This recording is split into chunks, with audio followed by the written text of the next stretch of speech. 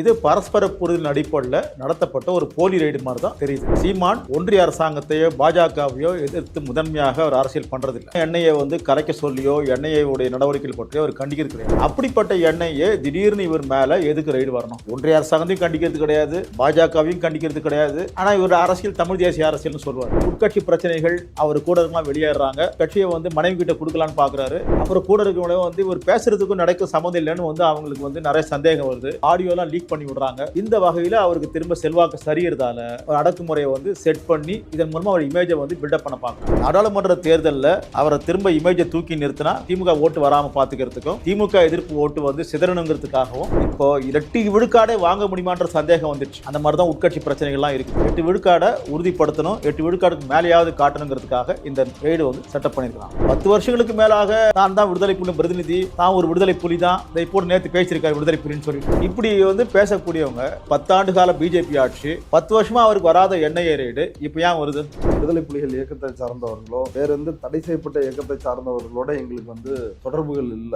சீமானும் அதே டோன்ல தான் பேசுறாரு. வந்திருந்த அதிகாரிகள் மிக கண்ணியமாக மரியாதையோடு நடத்தினாங்க அப்படின்னு சாட்டை துரைமுருகன் சொல்றாரு. இப்படி பம்மி பதுங்குறாங்களே, இவங்களுடைய புலிகள் ஆதரவு நிலைப்பாடு அப்படின்றது எப்படிப்பட்டது? இந்த போலி ரைடுக்கே இவ்வளவு நடிக்கிறாங்க, செட்டப் பண்ணி பண்ற ரைடுக்கே இவ்வளவு நடிக்கிறாங்கன்னா ஏன்னா இது கூட உண்மையாயிடக்கூடாதுன்னு அவங்க பயப்படுறாங்க. இதுதான் சீமானுடைய ஒரிஜினல் பண்பு. மிகச்சிறந்த ஒரு பயந்தாங்கொழி தான் சீமானுடைய அணுகுமுறை. அதை மறைப்பதற்கு தான் இந்த வீராவேசமான பேச்சு. உண்மையிலே செயல்ல வீரமா இருக்கிறவங்க சும்மா மிகையா பேச மாட்டாங்க. சீன் போடுறதுக்காக தலைவரை பார்த்தேன் தலைவரே என்ன நம்பிதான் ஈழமே இருக்கு, தமிழ்நாட்டு நீங்க தான் செய்யணுன்ற அளவுக்கு என்கிட்ட பேசினாருன்னு எந்த ஆதாரத்தையும் இல்லாம மிகைப்படுத்தி காட்டக்கூடிய சீமான் கடந்த 10 ஆண்டுகள்ல ஈழ பிரச்சனைக்கு என்ன விலை கொடுத்தாரு? ஈழ பிரச்சனை பேசக்கூடாது. இன்னமும் கூட விடுதலை புலிகள் மீதான தடையை தொடர்ந்து நீட்டிக்கிறாங்க. அதை எதிர்த்து பேச மாட்டாரு. ஆனா திரும்ப திராவிட எதிர்ப்பு, திமுக எதிர்ப்பு, தெலுங்கு எதிர்ப்பு தான் அவர் பேசிட்டு இருக்காரு. வைகோ, குளத்தில் மணி, கோவை ராமகிருஷ்ணன் இவங்களுக்கும் இவருக்கும் மலைக்கும் முடுக்குமான வித்தியாசம். இவரால் அடக்குமுறை அந்த மாதிரி வந்ததுன்னா தடாங்கிற தடுப்பு காவல் சட்டம், பொடாங்கிற தடுப்பு காவல் சட்டம், அவங்கள மாதிரி அடக்குமுறைக்கு ஆளானார்னா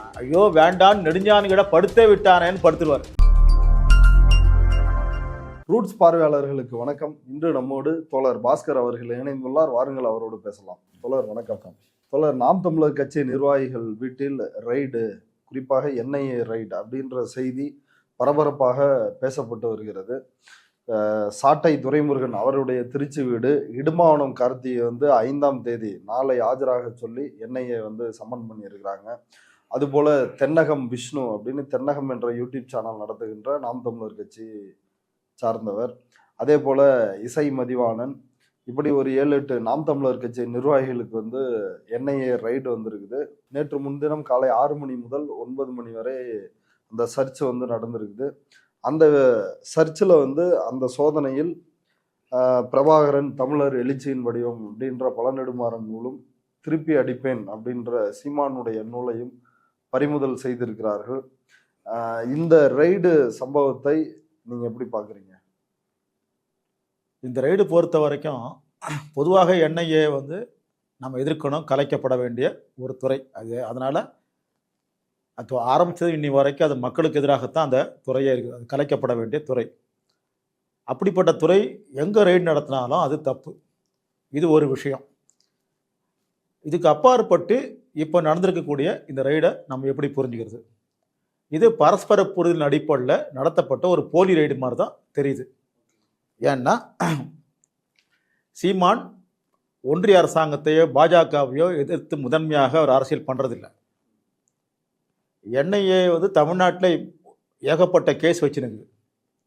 அப்போல்லாம் என்ஐஏ கலைக்க சொல்லியோ என்ஐஏவுடைய நடவடிக்கைகள் பற்றியோ அவர் கண்டிக்கிறது கிடையாது. ரொம்ப அப்பாவியாக இருக்கக்கூடியவங்க கைதாகின்னு இருக்கிறாங்க. அப்படிப்பட்ட என்ஐஏ திடீர்னு இவர் மேலே எதுக்கு ரைடு வரணும்? ஒன்றிய அரசாங்கத்தையும் கண்டிக்கிறது கிடையாது, பாஜகவையும் கண்டிக்கிறது கிடையாது. ஆனால் இவர் அரசியல் தமிழ் தேசிய அரசியல்னு சொல்லுவார்.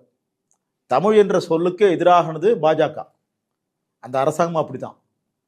அதை அந்த வகையில் பாஜக முதன்மையாக எதிர்க்க வேண்டிய நாம் தமிழர் கட்சியுடைய அரசியல் மாறாக அது திமுக எதிர்ப்பையும் இன்னொரு மொழி பேசுகின்ற மக்களையும் தான் அது எதிரியாக காட்டுது. அது கடைசியில் இந்து மக்கள் அல்லாத இஸ்லாமியர்களையும் மற்ற மதச்சிறுபான்மையை கூட அது எதிராக எதிர்மறையாக காட்டக்கூடிய அளவுக்கு தான் அவங்க அரசியல் சீரழிஞ்சு போய் கிடக்கு. சாத்தானின் பிள்ளைகள்னு நம்ம சொன்னாங்க. சாத்தானி பிள்ளைங்கிற அளவுக்கு அவர் பேசிட்டார். இப்படிப்பட்ட இந்த கருத்துக்கள்லாம் எல்லாமே எப்போவுமே அவருடைய செயல்பாடுகள் நடவடிக்கைகள் எல்லாரும் பாஜக அரசாங்கத்துக்கு சாதகமாக இருக்குது.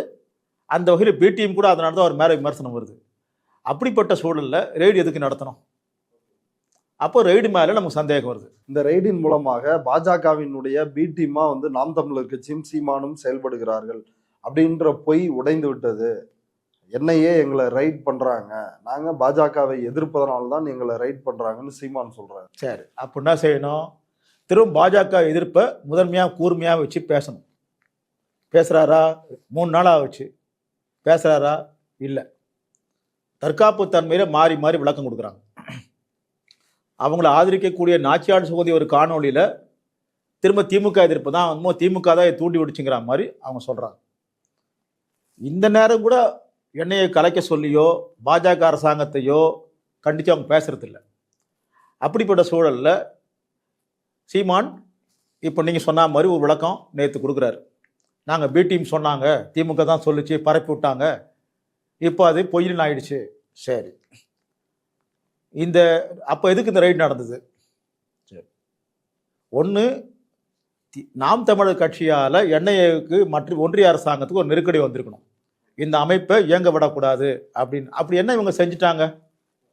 என்ஐஏ இல்ல, இப்ப கேள்வி அங்கதான் வருது. இப்ப கடந்த காலங்களில் அவங்க பிரபாகரனுடைய அந்த படத்தை எல்லாத்துலேயும் வந்து போட்டு தான் அவங்க வந்து அமைப்பை நடத்துகிறாங்க, கட்சியை நடத்திக்கிட்டு இருக்கிறாங்க.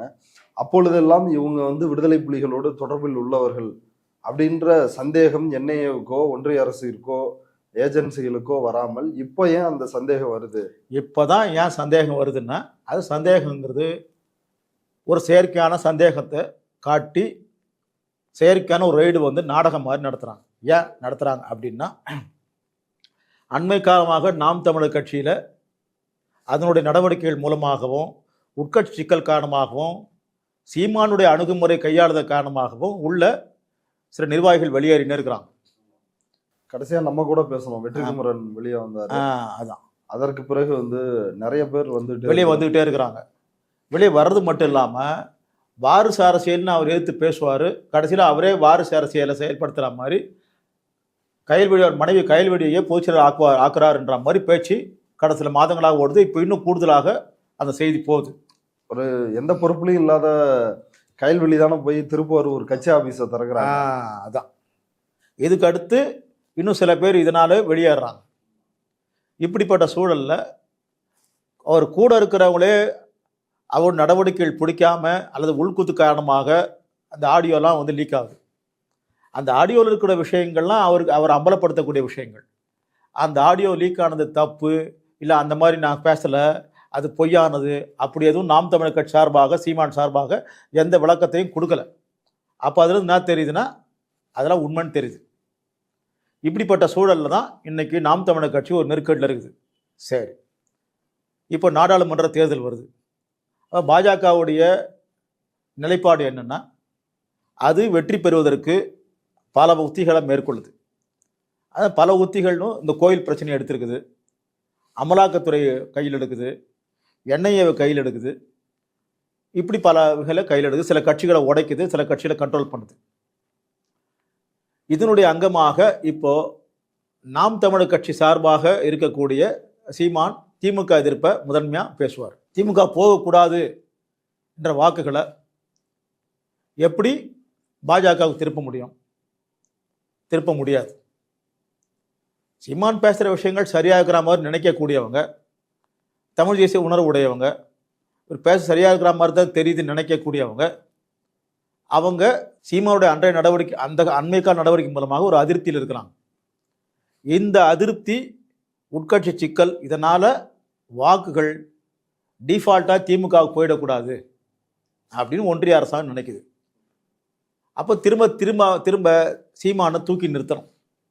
இல்லை, அண்ணன் சீமான், தலைவர் சீமான் வந்து பழையபடி கரெக்டாக தான் இருக்கிறாரு, அவர் புலிகள் விஷயத்தில் ஈழ விஷயத்தில் ரொம்ப ஸ்ட்ராங்காக நிற்கிறாரு, அதனால தான் இந்த அடக்குமுறை, அதனால தான் இந்த ரெய்டு அப்படின்னு காட்ட வேண்டிய அவசியம் இருக்குது. அப்படி காட்டினா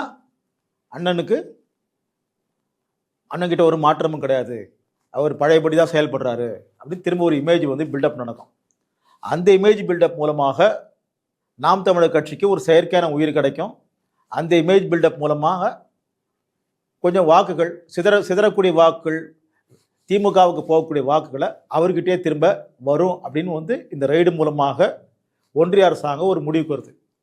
அதனால தான் இந்த ரெய்டு வந்து போலித்தனமான ரெய்டு அப்படின்னு நம்ம சொல்லலாம். ஒரு பரஸ்பர புரிதல் அடிப்படையில் இதை செய்வாங்க.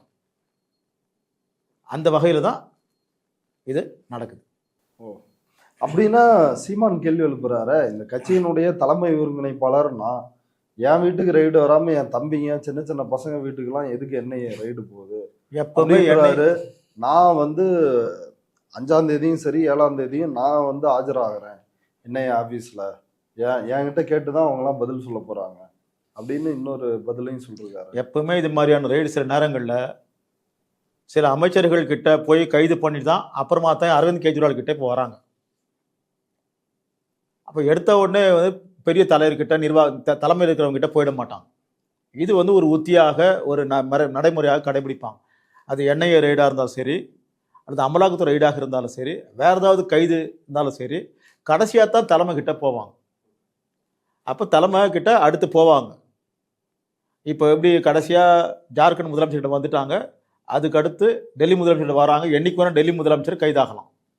அப்போ அந்த வகையில் சீமான் கிட்ட கடைசியாக வருவதற்கு வாய்ப்பு இருக்குது. ஏன்னா நாடகம் சிறப்பாக நடத்தி முடிக்கணும். நாடகத்தோட கிளைமாக்ஸ் வந்து சீமான் கிட்டையும் வீட்லேயே ரைடு பண்ணுற மாதிரி, சீமான் கிட்டையும் அவன் விசாரணை பண்ணுற மாதிரியும், இந்த விசாரணையை சீமான் வந்து வீரமாக எதிர்கொண்ட மாதிரியான ஒரு செட்டப் வந்து தேவைப்படுது.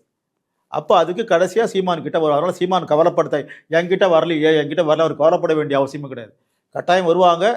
ஏன்னா ரைடே ஒரு செட்டப்புங்கிறதால வருவதும் ஒரு செட்டப்பு. அதனால ஒன்றும் சீமானுக்கு பாதிப்பு ஏற்படுறதா. வழக்கம் போல் அவர் வீரவசனமாக பேசுவதற்கு இந்த சோக்காடு ரைடு வந்து உதவியாக இருக்கும்.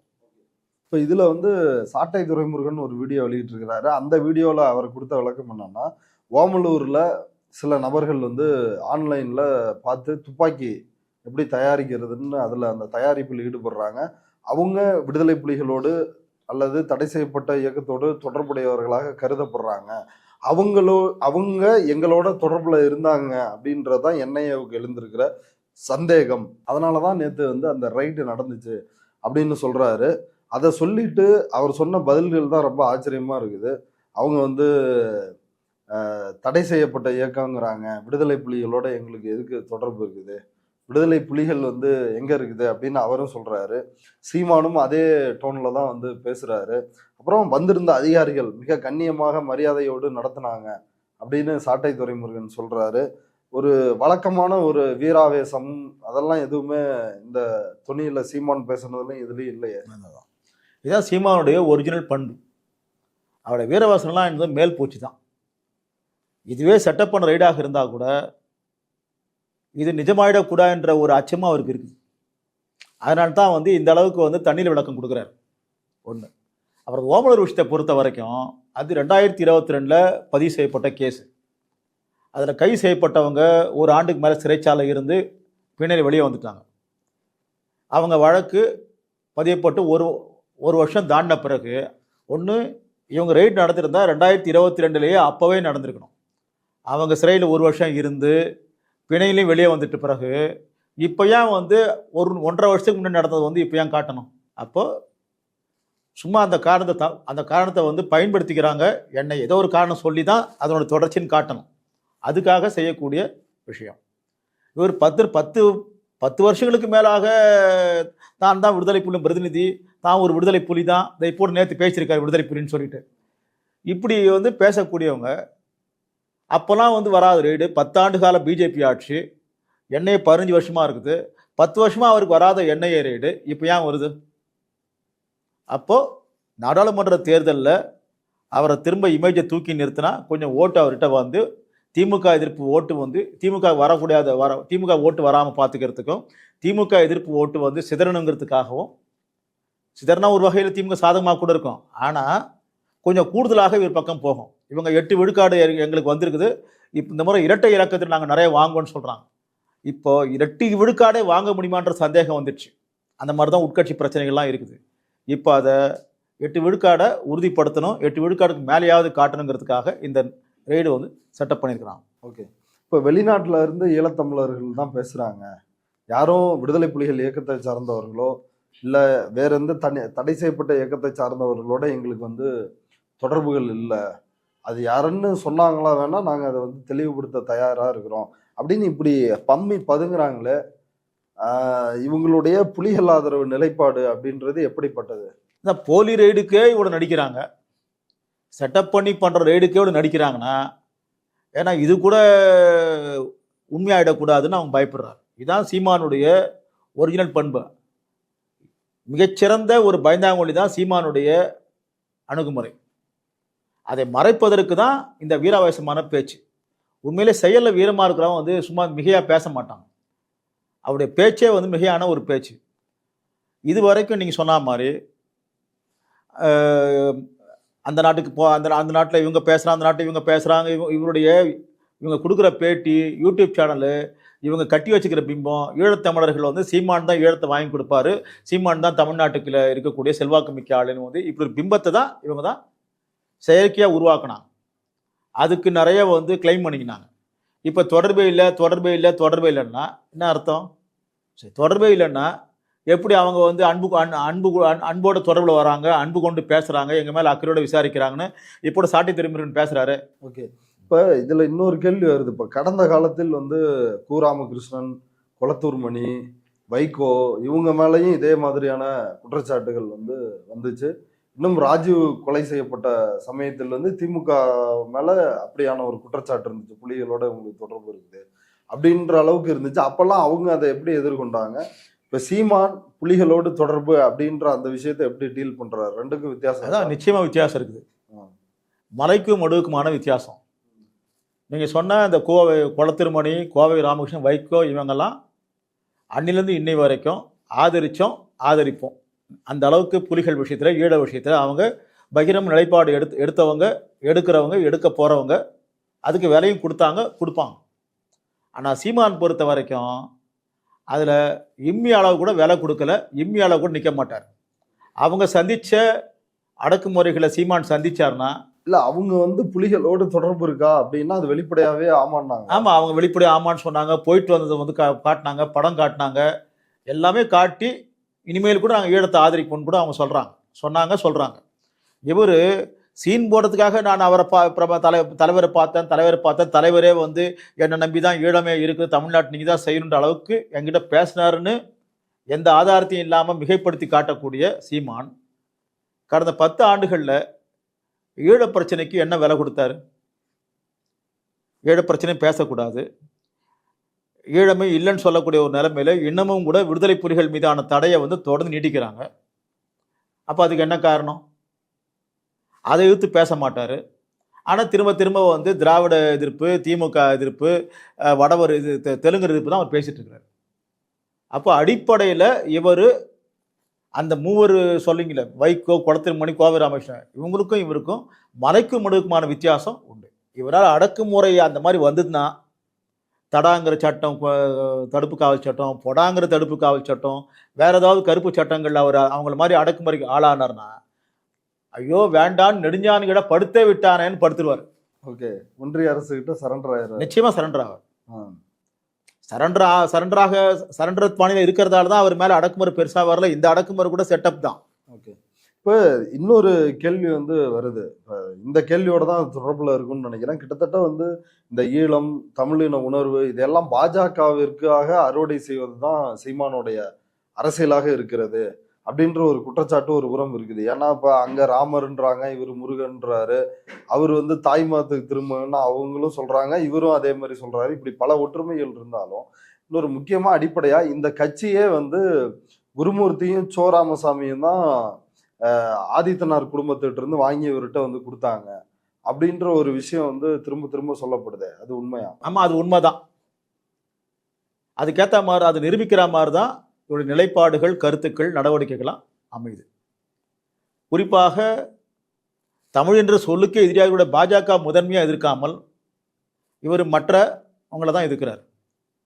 வேறு வேட்டியெடுத்த மக்களை எதிர்க்கிறாரு, திமுக எதிர்க்கிறாரு, திராவிடத்தை எதிர்க்கிறாரு, பெரியார் கண்டபடி பேசுகிறாரு. இதெல்லாம் வந்து பாஜகவுடைய பி டீமையும் பாஜகவுடைய இளைய பங்காளிங்கிற மாதிரி எந்த விஷயமும் கிடையாது.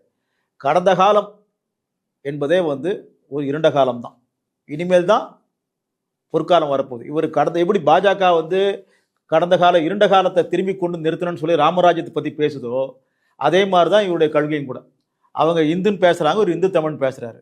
அவங்க ராமரை வந்து தூக்கி பிடிக்கிறாங்க, ஒரு முப்பாட்டன் முருகன்ற பேரில் தூக்கி பிடிக்கிறாரு. அவங்களும் நீங்கள் சொன்ன மாதிரி தாய் மதத்தை திரும்ப சொல்கிறாங்க, இவரும் தாய் மதத்தை திரும்ப சொல்கிறாங்க. மதச்சிறுபான்மையோட உரிமைகளை மறுக்கிறாங்க. மதச்சிறுபான்மை சாத்தானி பிள்ளைகள் ஒரு கேவலமாக பேசுகிறார். மொழி சிறுபான்மையினர்களையும் அதனால நீங்கள் சொன்ன மாதிரி எல்லா வகையிலையும் அவர் குருமூர்த்தி சோ போன்றவங்க அல்லது பாலசுப்ரமணிய ஆதித்தன் போன்றவங்க சொல்கிற மாதிரி இவர் நடவடிக்கைகள் வந்து அமைஞ்சிருக்குது. அது மேலும் வந்து நிறுவனமாயிட்டு தான் வருது. ஓகே. இப்போ இது குறித்து பத்திரிகையாளர் ஐயநாதன் ஏற்கனவே நாம் தமிழர் கட்சியில் பயணித்தவர். அவர் வந்து என்ன கருத்து சொல்றாருன்னா, என்டிகே நாம் தமிழர் கட்சியை பலவீனப்படுத்துவதற்காக ஒன்றிய அரசு சதி செய்கிறது அப்படின்னு ஒரு விஷயத்த சொல்றாரு. தமிழ் தேசிய பேரியக்க தலைவர் மணியரசன் வந்து ஒரு ஆயுத போர் நடத்துகின்ற ஒரு இயக்கத்தை போல நாம் தமிழரை வந்து நடத்துறாங்க, நாம் தமிழர் என்ன தவறு செஞ்சது அப்படின்னு சொல்லி அவரும் வந்து கண்டிச்சிருக்கிறாரு. இவங்க ரெண்டு பேருடைய கண்டனத்தை எப்படி பார்க்க? மணியரசனுடைய அரசியலும் சீமானுடைய அரசியலும் ஒன்று தான். நடைமுறை கொஞ்சம் வித்தியாசம் இருக்கும். ஏன்னா சீமான் எப்படி பிஜேபி டீம் சொல்கிறோமோ அதே மாதிரி மணியரசனும் அவரும் இந்து தமிழன்லாம் சொன்னவர். தாய்மத திரும்ப நேரடியாக சொல்லலை, மற்றபடி அதே அரசியல் உண்டு. எல்லா வகையிலையும் திமுக எதிர்ப்பு முதன்மையாக இருக்கும், வேட்டு இனத்து மக்களை எதிரியாக காட்டுவாங்க, பெரியார் திராவிட எதிர்ப்பு வைப்பாங்க. வேறு எந்த வகையிலும் வித்தியாசம் கிடையாது. சீமான் அப்பட்டமாக வந்து நடைமுறையில் மோசமாக அம்பலமாவார், கருத்து தன்மையில் மணியரசன் பேசுவார். இந்த ஒன்று தான் வித்தியாசம். மற்றபடி ரெண்டு பேரும் ஒன்று தான். ஐயநாதனை பொறுத்த வரைக்கும் அவர் சொல்லுகின்ற கருத்து அப்பாவித்தனமாக நம்புற மாதிரி தெரியுது. என்னமோ உண்மையான ரெய்டு அவர் நினைக்கிறார். ரெய்டை கண்டிக்கிறதுங்கிறது எண்ணெயை கண்டிக்கிறது வேற, ரெய்டை கண்டிக்கிறது வேற. ஆனால் செட்டப் பண்ண ரெய்டுங்கிற அளவுக்கு கூட வந்து அவர் புரிஞ்சிக்க முடியாத அளவுக்கு நாம் தமிழர் கட்சியில் பயணித்த பிறகும் கூட, அதுக்கு பிறகு நாம் தமிழர் கட்சி கூட இன்னும் புரிஞ்சுக்கிறதுக்கு நிறைய அனுபவம் கிடைச்சா கூட அவர் இன்னும் புரிஞ்சிக்க முடியல. அவர் அப்பாவித்தனமாக அது நினைக்கிற மாதிரி தெரியுது. அதனால் அந்த கருத்து அவர் சொல்கிற மாதிரி வந்து இல்லை, இது செட்டப் ரெய்டு தான் இது. ஓகே.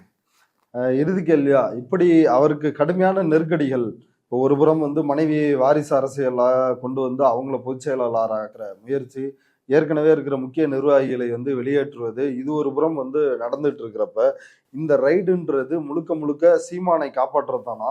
சீமானை வந்து காப்பாற்றுவதற்காக அப்படின்னா சீமான் ஏன் ஒரு டிஃபென்சிவ் மோட்ல பேசுறாரு? வந்து நாங்க சட்டப்பூர்வமாக பதிவு செய்யப்பட்ட கட்சி, நாங்க வந்து இந்திய அரசியலமைப்புக்கு உட்பட்டு தான் இயங்குறோம், எங்களுக்கு எந்த வித சட்டவிரோத அமைப்புகளோடு தொடர்பு இல்லை அப்படின்னு அப்படி ஒரு டிஃபென்சிவ் மோடுக்கு போய் பேச வேண்டிய அவசியம் என்ன? ஏன்னா அவர் டிஃபென்சிவ் மோடு போக வேண்டிய அவசியம் என்னன்னா, ஒன்று ஒரு வீராவசமாக பேசுகிற விஷயத்தை வந்து அவர்கிட்ட இருக்கக்கூடிய தொண்டர்கள் அதை வந்து அதிகமாக பேச சொல்லுவோம். வீரமாக பேசணும், வேகமாக பேசணும், அப்போ தான் இந்த அடக்குமுறை எதிர்க்க முடியும், அப்போ தான் தொண்டர்கள்கிட்ட வந்து வரவேற்பு இருக்கும் அப்படின்னு அவங்க சொல்கிறாங்க. அதுக்கு ஒரு விலை கொடுக்கணும். அப்போ டிஃபென்சிவ் மோடில் நாங்கள் பதிவு செய்யப்பட்ட கட்சி, நாங்கள் அப்படி இல்லை இப்படி இல்லை வந்து அவர் தண்ணீர் விளக்கம் கொடுத்து காப்பாற்றுகிறார். இன்னொன்று, இந்த செட்டப் ரெய்டுக்கே கூட வந்து அது உண்மையாயிடக்கூடாதுன்னு அவர் அந்த அளவுக்கு வந்து பயப்படுறார். அதுதான் அதனால் இந்த மாதிரி வந்து அவர் தண்ணீர் விளக்கம் கொடுக்குறாரு. இல்லை கட்சியை தடை செஞ்சிருவாங்களோன்ற. கட்சியெல்லாம் தடை செய்ய மாட்டோம். தடை செய்ய வேண்டிய அவசியம் என்ன இருக்குது?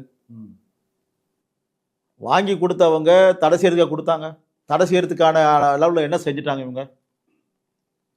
அப்படிலாம் ஒன்றும் செய்யலை, அவங்க செய்யவும் மாட்டாங்க, செய்கிற நபரும் கிடையாது. இந்த செட்டப் ரைடு மூலமாக சரிந்து கிடக்கக்கூடிய பிம்பத்தில் இருக்கக்கூடிய சீமானுக்கு திரும்ப ஒரு தூக்கி நிறுத்தக்கூடிய ஒரு இமேஜ் உருவாகுது. இது உட்கட்சி பிரச்சனை தீக்கும். திரும்ப அண்ணன் வந்து சீமான் அடக்குமுறை உண்மையில் அவர் மேலே வருது, அந்த அளவுக்கு சரியா இருக்காரு, ஈழ பிரச்சனையில் உறுதியாக நிற்கிறாரு, போராளியா இருக்கிறாரு, அதனால இந்த அடக்குமுறை வந்து அவர் நிரூபிக்குது. அதனால நாம் அண்ணன் பக்கம் இன்னும் போராளியாக தான் இருக்கிறாரு, இன்னும் உண்மையாக தான் இருக்காருன்றதை நாம் நம்ப வைக்கிறதுக்காக பண்ணுகின்ற செட்டப் ரைடு. இப்போ ஒருவேளை வந்து ரைடு உண்மையா ஒரு அடக்குமுறை வந்துச்சுன்னா சீமான் என்ன செய்வார்? கட்சியை வச்சிருப்பாரா இல்லை கலைச்சிருவாரா? அவர் நெடுஞ்சானு கிடையாது, விழுந்துருவார் வழக்கம் போல. இன்னொரு அவர் சொல்ற மாதிரி இப்போ அவர் பதிவு செஞ்சதே நீங்கள் திமுக எதிர்ப்பு பேசிங்க, பதிவு செஞ்சீங்க, சும்மா ஈழம் பற்றி பேசுங்கன்னு ஒரு அண்டர்ஸ்டாண்டிங்கில் தான் அவர் பதிவு பண்ணியிருக்கார். கட்சியை ஆரம்பித்ததே ஒரு அண்டர்ஸ்டாண்டிங்கில், நீங்கள் சொன்ன மாதிரி குருமூர்த்தி மாதிரி உள்ளவங்க ஒரு அண்டர்ஸ்டாண்டிங்கில் ஆரம்பிக்க வைக்கிறாங்க. அதுக்கு பிறகு அது கூட ஏதாவது எதிராக திரும்பிடுமோங்கிறதுக்காகத்தான் நீங்கள் பதிவு பண்ணீங்க, திமுக எதிர்ப்பு பேசுங்க, திராவிட எதிர்ப்பு பேசுங்க, அதோட கொஞ்சம் ஈழம் பற்றி பேசுங்க, அதிகமாக பேசிடாதீங்க. இது அவங்க ரெண்டாவதாக வந்த அண்டர்ஸ்டாண்டிங். அதுக்கு பிறகு உட்கட்சி பிரச்சனைகள், இந்த நடவடிக்கைகளுக்கே இருக்கிற உள்ளார்ந்த முரண்பாடுகள் காரணமாக அவர் கூட இருக்கலாம் வெளியேறாங்க. கட்சியை மனைவி கிட்ட கொடுக்கலான்னு பார்க்குறாரு. அப்புறம் கூட இருக்கிறவங்களே இவர் பேசுறதுக்கும் நடக்கும் சம்மந்தம் இல்லைன்னு அவங்களுக்கு நிறைய சந்தேகம் வருது. அப்போ ஆடியோலாம் லீக் பண்ணி விடுறாங்க, ஆடியோ காசு லீக் பண்ணுறாங்க. இந்த வகையில் அவருக்கு திரும்ப செல்வாக்கு சரியறதால இப்போ திரும்ப மூணாவதாக ஒரு அண்டர்ஸ்டாண்டிங்கில் ஒரு அடக்குமுறையை செட் பண்ணி இதன் மூலமாக ஒரு இமேஜை பில்டப் பண்ண பார்க்குறாங்க. ஓகே, இப்போ வர்ற 24 எலெக்ஷனில் நாம் தமிழர் கட்சிக்கு எந்த அளவுக்கு சாதகமாக இருக்கும்? ஏன்னா ஏற்கனவே 7% வாக்குகள் வாங்கியிருக்கிறாங்க, தமிழகத்தின் 3வது பெரிய கட்சி அப்படின்றாங்க. இப்போ விஜய் அவரும் அரசியல் அறிவிப்பு வெளியிட்டிருக்கிறாரு, 26 டார்கெட் பண்ண போறேன் அப்படின்னு சொல்லிருக்காரு. நாம் தமிழர் கட்சியினுடைய எதிர்காலம் அது எப்படி இருக்கும்? நாம் தமிழர் கட்சி அவங்க வாங்கியிருக்கூடிய 7-8 விழுக்காட்டை இந்த முறை வாங்கினாலே போதும். அதுவே பெரிய விஷயம். அதை வாங்குறது உறுதிப்படுத்துறதுக்காகத்தான் இந்த செட்டப் ரேட். அவங்க இரட்டை இலக்கத்தில் வாங்கிடுவோம்னு சொன்னா கூட அவங்க வாங்க முடியல, இருக்கிறது கூட போயிடும். இருக்கிறத காப்பாற்றிக்கினாலே அவங்களுக்கு போதும், அதை தாண்டி அவங்களுக்கு வாய்ப்பு இல்லை. இன்னொன்று, இந்த தேர்தல் எதிர்கால இந்தியாவில் ஜனநாயகம் ஒன்று இருக்குமா?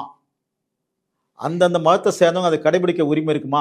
பரந்துபட்ட மதச்சிறுபான்மை மக்கள் உயிரோடு இருக்க முடியுமா? இந்திய குடிமையோடு இருக்க முடியுமா? அடுத்த தேர்தல் 2029 தேர்தல் நடத்தி நம்ம வாக்களிக்க உரிமை இந்தியா மக்களுக்கு இருக்குமா என்பதை தீர்மானிக்கக்கூடிய விஷயம். இந்த நேரத்தில் இவருக்கு தமிழ்நாடு தானே கட்சி தமிழ்நாடு தானே. பரந்துபட்ட தமிழக மக்கள் பாஜக எதிர்ப்பு தான் அவங்களுக்கு மனசில் முன்னணிக்கும். அதனால் இவருக்கு வாக்களிக்கிறவங்க கூட பாஜக எதிர்ப்பு நோக்கி கூட நிறைய திரும்புறதுக்கு வாய்ப்பு இருக்குது. ஏன்னா அந்த அளவுக்கு இது வாழ்வா சாவான்ற ஒரு போராட்டம் இந்த தேர்தல். இதில் இவர் 7 விழுக்காடு தக்க வச்சுக்கிறதே பெரிய விஷயம். அதை தக்க வைக்கிறத உறுதிப்படுத்துறதுக்காகத்தான் இந்த செட்டப் ரைடு. ஓகே தோழர், பொறுத்திருந்து பார்க்கலாம் ஃபர்தராக இந்த வழக்கில் என்ன நடக்குதுன்னு. இவ்வளவு நேரம் எங்களுடைய பார்வையாளர்களுக்காக நேரத்தை ஒதுக்கி கருத்துக்களை பகிர்ந்துட்டதுக்கு மிக்க நன்றி.